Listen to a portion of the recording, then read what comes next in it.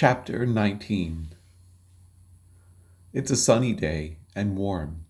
I sit on a metal bleacher next to Rebecca. She is pulling nervously on her hair while yelling at the children on the field in front of us. "Come on, Isaac," she yells. A boy glances back, grins, then falls headfirst into the mud. A referee quickly blows a whistle, and Rebecca and I run down to the field. "You have to be careful," Rebecca says, rubbing an ointment on his bruised and bloody shin. The kid gives me an annoyed look. "What are you doing here, Uncle Cloud?" he asks. Rebecca smiles and tenderly presses a pen against his knee, releasing a blue healing light to his wound. "Now is that any way to talk to an elder?" she says, holding his arm. He rolls his eyes. "He's just a weirdo. Let me go," he says impatiently. I smile. "It's okay. I've been called worse," I tell Rebecca. "He shouldn't do it, but what are you going to do?" the ref says. "It's Zephyr." "Always making excuses even for your own kids," Rebecca says. Zephyr shrugs. "It will work out. It always does in the end. Remember what they said in Zebra Nation. Listen to the wind, breathe, and remember everything will be okay," he said. "So that's why you really left that girl in Zebra Nation. You knew it wouldn't work out?" Rebecca asked teasingly. "Of course," Zephyr said. "I saw you in a dream and I knew I would find you in the desert." Zephyr winked at me. I smiled. "I could stay and reminisce with you two all day, but it's that time. I gotta get going," I say to them both. Rebecca gives me a hug. "Get off the field, weirdo," Isaac calls before sprinting away on the field to kick the ball once more. "He will be fine," Zephyr assured Rebecca, massaging her shoulders. "He will be fine." "I hope so," Rebecca says, "but we all know the million ways things can go wrong. You can't control for all of them. Actually, trying to control for all of them is one of the ways that things go wrong," Zephyr says. I smile. "And there is no one right way to live. That's something the Opay Nation says," I say. "You're right, Cloudy Sky, and I thank the living forest and desert for the generous Opay," Zephyr says. "Now get out of here." I smile, wave, and walk down the avenue of tall glass buildings with dense urban forest gardens lining the sides of the streets. I pluck an apple and thank the tree.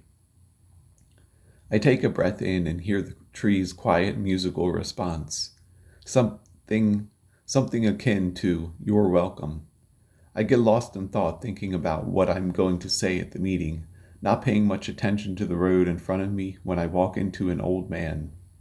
It takes me a minute to recognize him as Rebecca's father. He is probably in his 60s now, but seems as alert and curious as ever. "Abraham, it's good to see you," I say, "but I'm really in a rush." "Then I'll walk with you," he says. "I need your ear." "Whatever I can do," I tell him.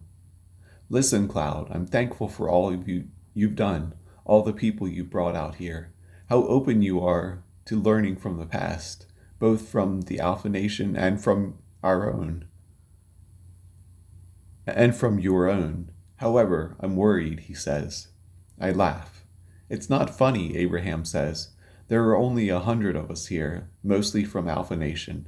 Friends of mine who had a lot of idealistic ideas about leaving their world, but who lack any real knowledge of how to really do much of anything, including how to talk to one another. We have some great technology from Alpha, but there's still a lot we don't know. Now, Zebra Nation is much the opposite. Not much tech, but a closer connection to nature. But of course, not many there want to chance leaving. These are all things we talk about at every meeting, Abe. Do you have a point?" I ask him.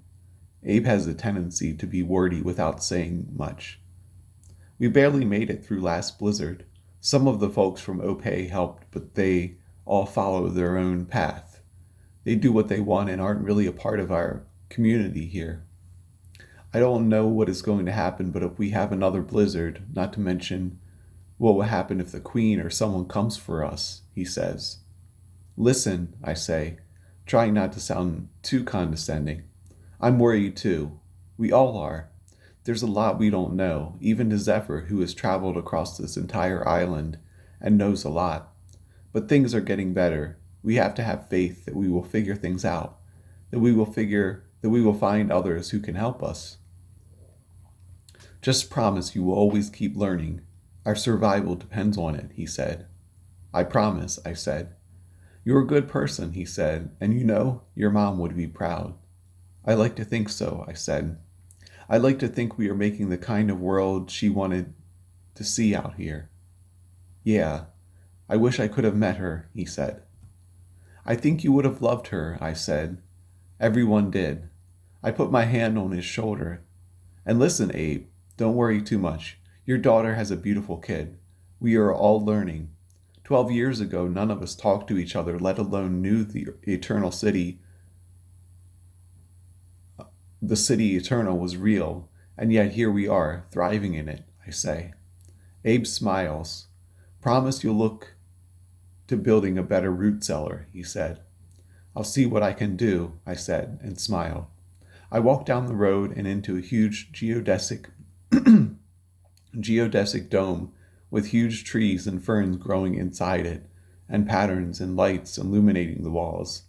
Hello, cloudy sky, a familiar voice said. Hello, AI, I said. Is everyone ready? I looked around to see a dozen others sitting attentively at a round table, some looking busy, some distracted, a few staring me down. A dozen voices said they were ready, and I smiled and took my seat at the round table. I could bore you with the details of our talk. We talked about boring things like getting clean water, attracting more residents, providing better electricity sources for the AI to do some of the more mundane tasks, but none of that was very interesting. What was interesting was that today there was a returning face, none other than my old friend Hurricane.